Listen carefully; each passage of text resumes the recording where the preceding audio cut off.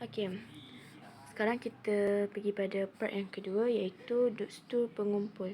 Ductus pengumpul ni kan, korang kena tengok dekat sini. Ini ialah kita panggil sebagai ductus pengumpul. Okey.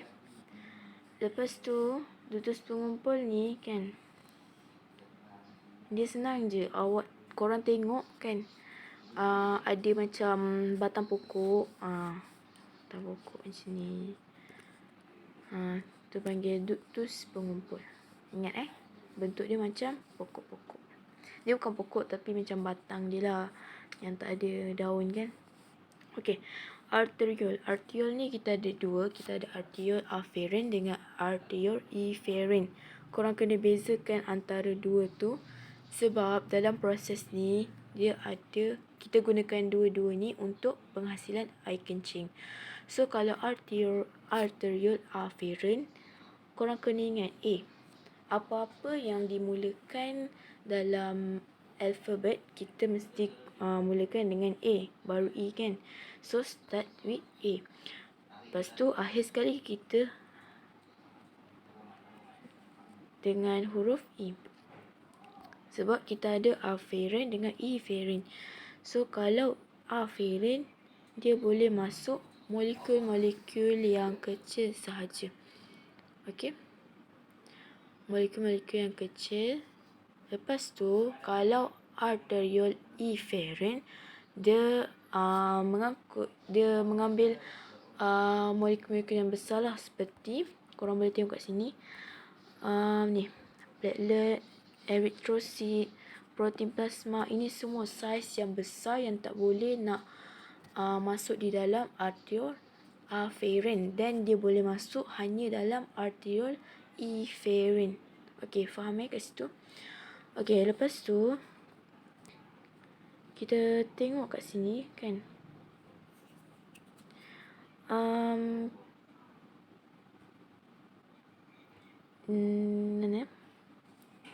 Bahagian semua kita dah sentuh ke? Okey, semua kita dah sentuh. Lepas tu bahagian kita dah sentuh semua. Kita pergi pada proses dia pula. Macam mana proses penghasilan air kencing ni.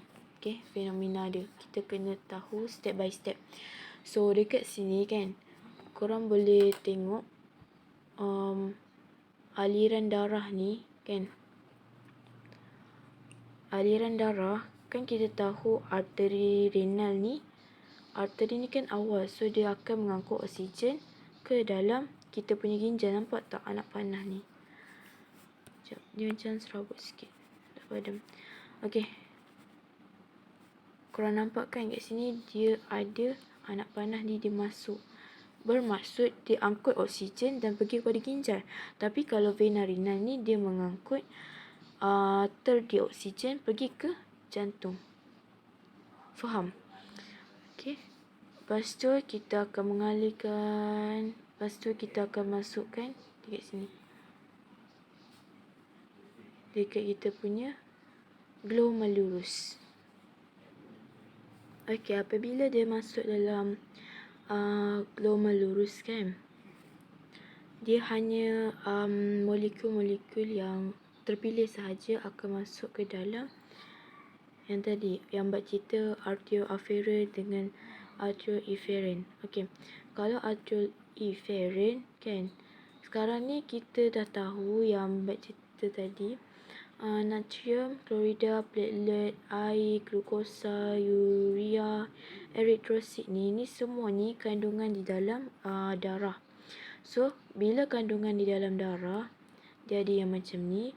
So bila dia nak masuk dalam arteriole afferent, dia kena pilih mana satu yang kecil, mana satu yang besar yang boleh masuk dalam arteriole efferent. Okey.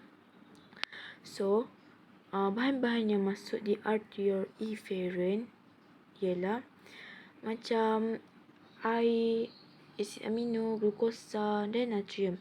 Tetapi macam benda-benda yang macam yang saiz yang besar, kita akan masuk di dalam arteriole efferent, iaitu platelet, erythrocyte dan plasma, protein plasma. So dekat sini kan dia akan meresap ke dalam kapsul Bowman. Dia akan pergi kepada dekat sini. Korang kena tahu di mana dia mengasingkan molekul-molekul seperti molekul besar dan molekul kecil tu. Kita panggil sebagai proses ultraturasan. Dia menapis mana bahan-bahan yang boleh masuk ke dalam saluran dia lah. Ini kita panggil sebagai tapis. Dia nak tapis mana yang boleh masuk, mana yang tak boleh masuk. Dan kalau yang tak boleh masuk, dia akan dimasukkan ke dalam arterial efferent. Okey, setakat tu proses ultraturasan boleh faham ya? Okey, lepas tu kita pergi kepada penyerapan semula. Okey, kita pergi kepada yang lebih kita faham lagi. Akan terangkan yang tadilah pasal proses penyerapan semula. Okey, sekejap. Sebelum tu, ni air, asid amino, glukosa, natrium kan, dengan ion, klorida ni semua ni. Okey, ini kita panggil sebagai hasil turasan glomerulus. Korang kena ingat tu, hasil turasan glomerulus. Okey, bila kita pergi kepada bahagian ni, bahagian tubul belika proximal, ada proses-proses yang tertentu. Okey, kat sini korang kena bagi attention 100% lah, sebab akan terang lagi detail. Okey, sekarang ni kat sini apabila dia dah masuk ke dalam tubul belingkar proximal, okey, kita ada glukosa dan asid amino kan. Okey, apabila glukosa dengan asid amino ni, dia merupakan bahan yang sangat penting dalam kita punya badan. Kita dah belajar kan kalau glukosa tu kita untuk proses glukosa dan asid amino ni untuk proses asimilasi. Okey, kita perlukan glukosa untuk respirasi dan dapatkan tenaga. Contohlah korang kelip mata pun kan, korang akan dapat tenaga juga. Korang akan dapat korang gunakan tenaga juga, walaupun just kelip mata tengok TV. Itu perlukan tenaga. Okey, tengok sini. Asimilasi, kita ambil glukosa tu untuk tenaga. Okey, proses asimilasi kat sini. Proses asimilasi. Okey.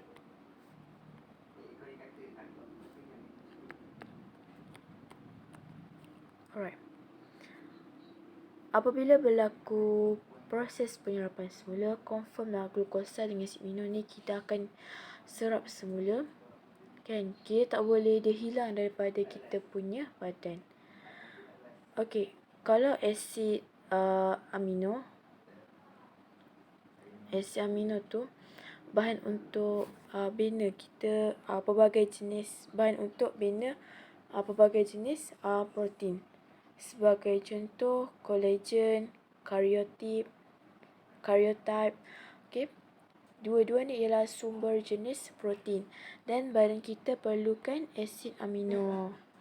Tadi yang buat cakap glukosa dan asid amino tu itu bukan proses asimilasi. Proses asimilasi ialah glukosa. Okey. Asid amino ni dia macam membentuk jenis protein lah. Okey. Dua-dua ni sangat penting dalam badan kita. Apabila kita tengok yang sebentar tadi kita belajar berkenaan tentang hasil turasan glomerulus kan. Hasil turasan glomerulus ni kan, dia yang terdapat dalam darah komposisi darah kita kan, iaitu ada ion, natrium, klorida dengan air. Apabila semua dah masuk ke dalam tubul belingkar distal ni kan, kita akan lihat kita punya yang air tu dekat luar ni kan akan jadi pekat. Sebab apa? Sebab air tu sebab air tu dah masuk di dalam tubul. Tubul berlingkar proksimal. Okey. Air akan meresap semula ke dalam salur darah badan kita. Cuba korang lihat kat sini. Kat badan semula. Okey. Kat sini. Ini air kan. Air. Dia ada air. Certain air. Ni air. Air ni akan masuk ke dalam kita punya salur darah. Salur darah melalui proses osmosis. Okey, kalau air, korang ingat je proses osmosis. Okey. Natrium klorida ialah garam kan, garam yang biasa kita makan. Natrium, ion natrium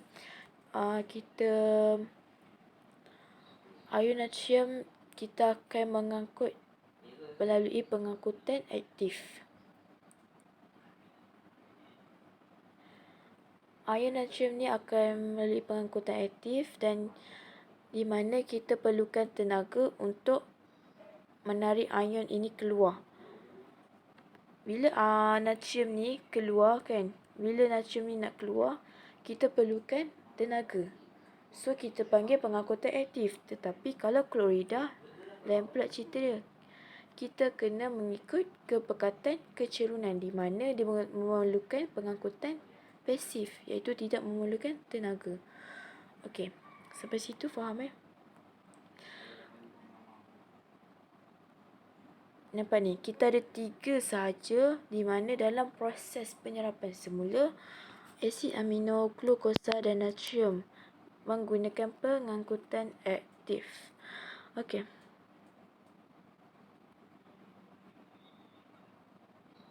Kita akan sambung ke part 3.